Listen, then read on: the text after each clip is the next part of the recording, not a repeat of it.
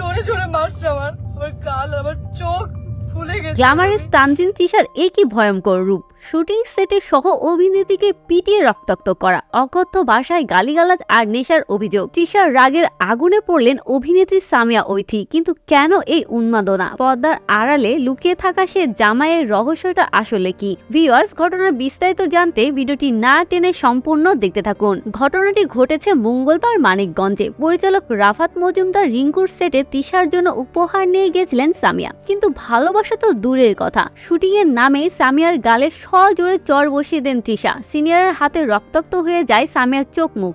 ইউনিটের সবাই থমকে যান।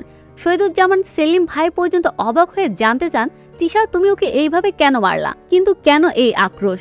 সামিয়া ঐথি ফাঁস করলেন সেই চাঞ্চল্যকর তথ্য।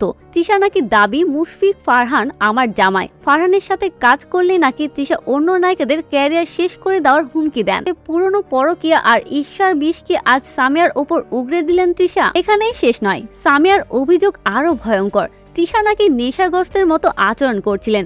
ঘন্টার পর ঘন্টা বাথরুমে কাটানো আর শরীর থেকে আসছিল বিকট দুর্গন্ধ।